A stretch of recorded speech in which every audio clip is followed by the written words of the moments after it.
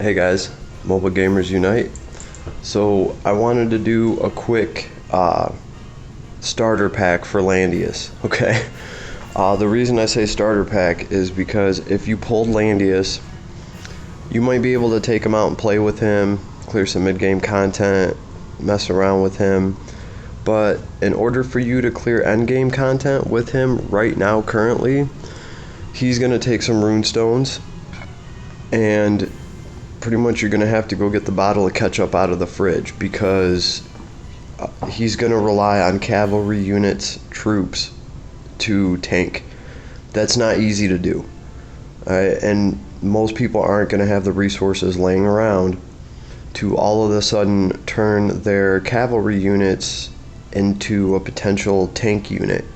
It requires a lot of the tomes and other items that you need to level up your cavalry units' defense, hit points, because when you're talking about cavalry, typically the number one thing people go for is attack, and that's understandable.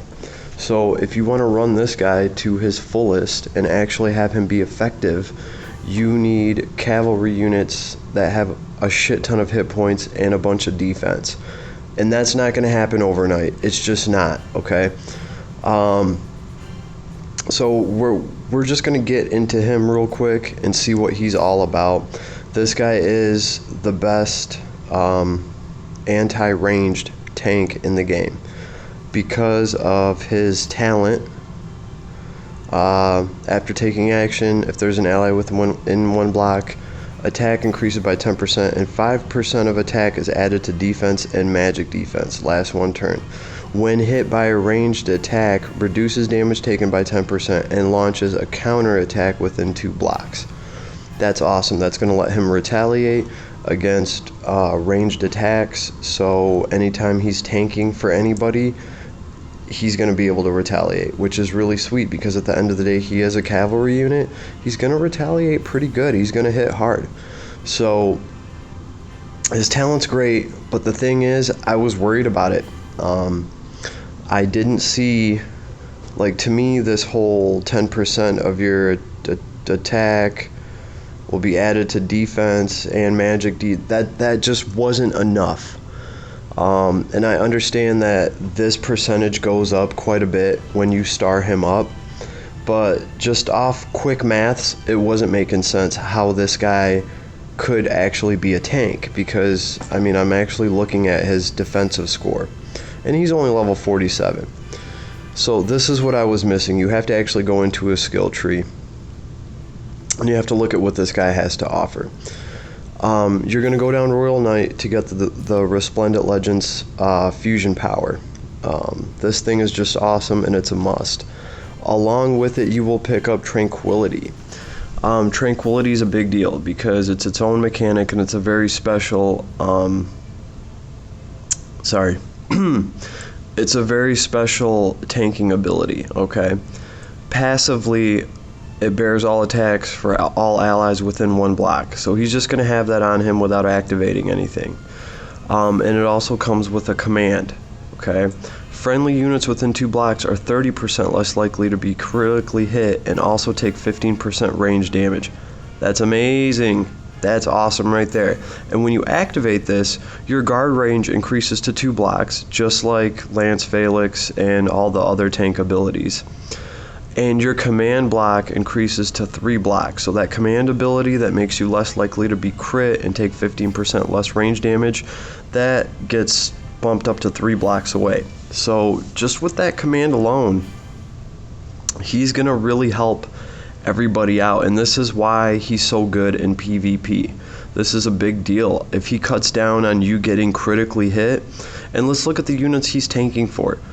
If he gives Listel this ability, and all of a sudden now it's harder for you to get a crit on Listel, Listel has like over 10,000 health. A lot of times you need to get critical hits to be able to deal with a character like Listel. So he makes this very hard to do. And really the only characters in his faction group that he's really going to need to tank for is Lanford and Rachel. Look at the other characters. Yeah, even Angelina, she's Cellophane he's going to have to tank for. Angelina's pretty tough. She can take hits, so can Lanford, and Lestelle can most definitely hold her own. Okay, she's damn near a tank herself. So you have a faction group it has a squishy underbelly, but this guy can cover that. Alright, and when it comes to covering ranged attacks, he is just the best. He's going to retaliate a lot. But if you want this guy to stand in front of a dragon, and this is what I was worried about, because when I looked through this, I didn't see any heavy shield ability. And so far in this game, if you want a tank to actually be taking like high damage from a dragon or something and shrug it off, typically you want some sort of heavy shield ability.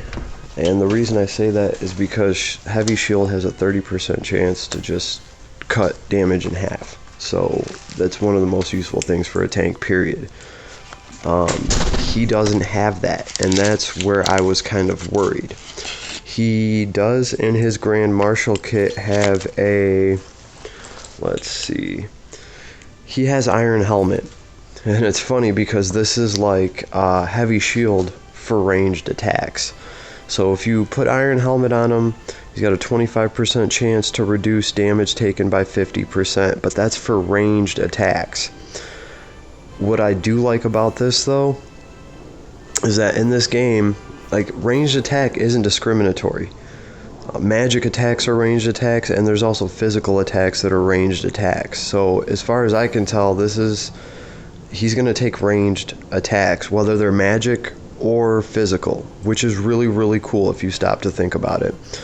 The other thing is, this is what I'm not sure about, is AoEs. Do you count an AoE attack as a ranged attack? You know, I would, but I can see why maybe they wouldn't, so I have to look into that for sure. So, with this, you're going to be a lot more deadly against archers and some of those mages. But really, the most important thing here, it's funny because it only costs 1 skill point, Indomitable. This is one of the most important things for this character, okay? Grants 20% hit points upon taking damage that would otherwise have been fatal. Can be triggered once per battle. This is Vargas's talent, okay? This guy gets to have Vargas's talent for 1 fucking skill point. That is amazing. That completely catches him up in the tank game. So this guy can take infinite damage for 1 skill point. He can take infinite damage, he can get hit by a Leon, he can shrug off the damage, and he can live.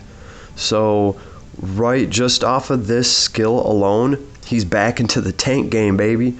So I was really happy to see that. And also some of the troops that he gets, he does get the Vanguard Lancers, which are amazing, and he gets the Guardian Infantry. They're awesome too. But the Guardian Cavalry, I think, is where it's at, because you're not hindering his movement, and this way he can really position himself and be around and be where he needs to be to tank for people and to throw his aura. Alright, because there's going to be times where just by him having his aura around is going to be enough tanking for someone like Lestelle to skate by and survive and then be able to heal herself up. So I think this guy's movement is a big deal, and if you start taking these troops with you, the Guardian Infantry, you're cutting his movement down in half, okay?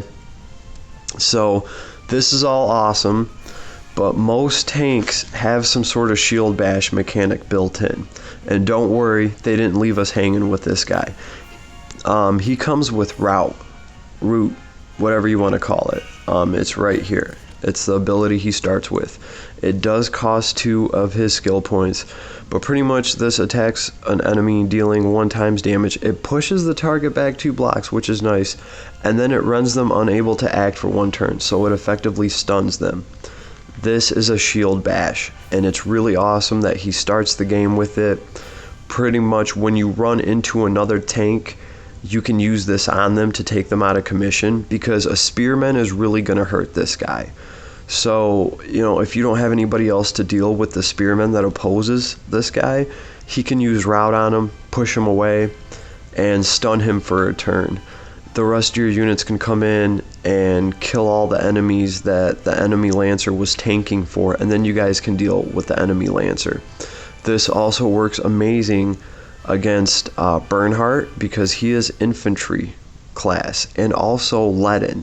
Ledin's hero class is infantry class, so this just works great.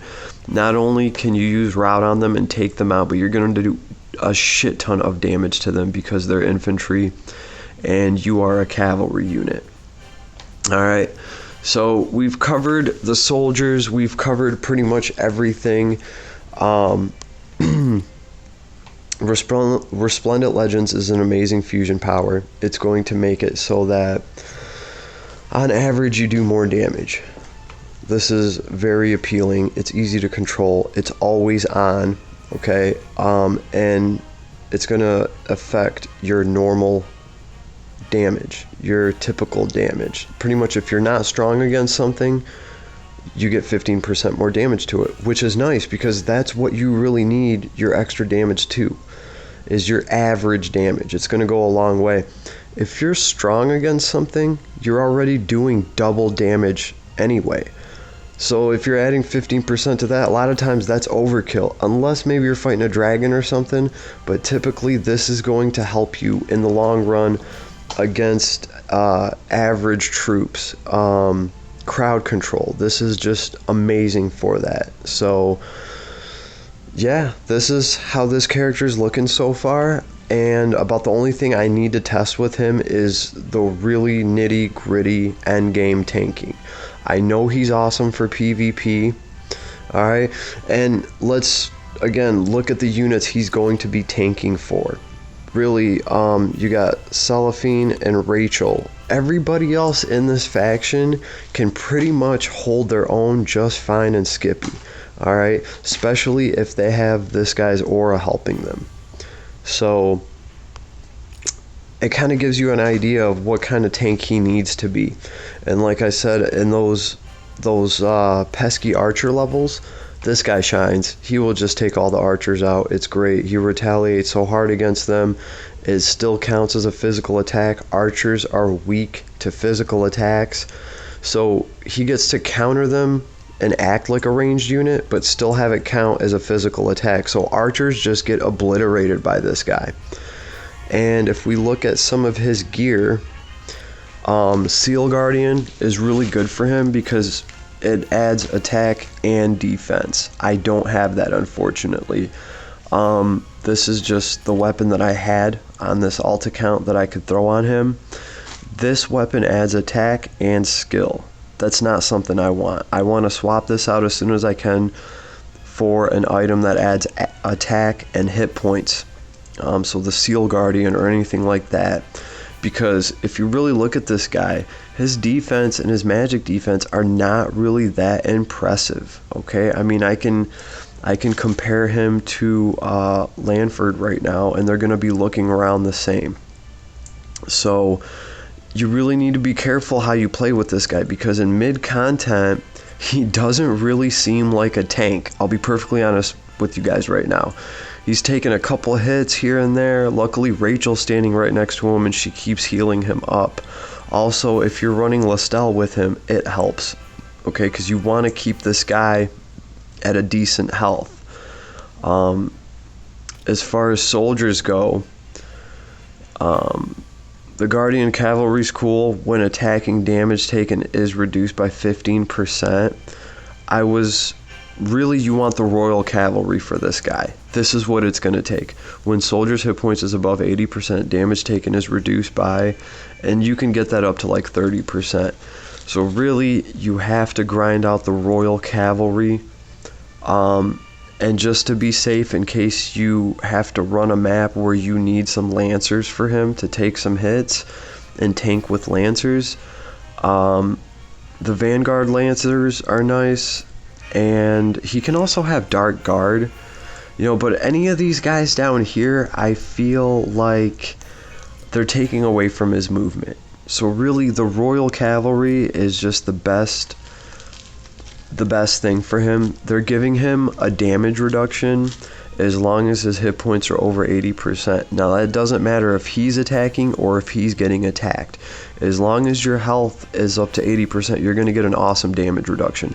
So this is the closest thing to Lance Felix's that we can get on a cavalry unit. So Royal Cavalry is what you need to grind out just for him. I'm going to have my hands full just dealing with that, okay? Also, this guy just looks really badass with his Fallen Angel skin, and along with the Royal Cavalry, he just looks sweet. So, it's going to be different equipping this guy. On my main account, it worked out pretty well because I had an Altamüller and I had an item set that already had steel on it. And steel works pretty good because it reduces the amount of damage he takes. I think it just works well for him. Okay. But typically the gear that you have for cavalry units is going to have things like breeze on it. Breeze isn't going to benefit him as much. I was even thinking about maybe throwing ice runes on him just so he can freeze people that are attacking him. But that's something something to play with in the future. But typically your equipment that you're going to have for this guy that are coming from other units, other cavalry units, they're not going to have the right rune sets on them. And like this guy right here, I had to piece together any equipment I have for him. So I'm pretty happy with the carbon fiber armor. I think it works pretty good for him. The King's Amulet is nice, but I think the Elven Belt is better because it reduces the range damage that you're taking by quite a bit.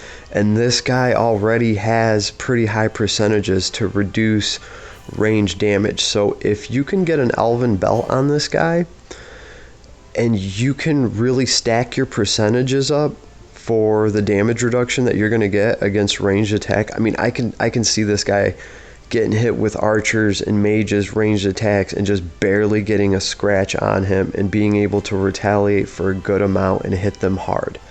So one thing you do need to look out for, at least when this character is only a 3-star, is you have to look out for catapults. Catapults can attack you 2 blocks away. He can only retaliate 1 block away. Okay, so something to remember there. That looks like it could possibly change because this is going off his talent. It says right here, launches a counterattack within 2 blocks. The 2 is in red. So quite possibly when you 6-star this character, this counterattack within 2 blocks could turn into 3 blocks, and he might be able to retaliate against catapults as well. So that would be really cool. But hands down, this is the best tank for ranged attack. He's gonna make some maps just a fucking cakewalk. It's awesome. So there's that. This guy's definitely sweet about that, but I do have to see. I mean, this is the Landius Guide 1.0. I have to see how he is with endgame content. I have to see how he is standing in front of a dragon.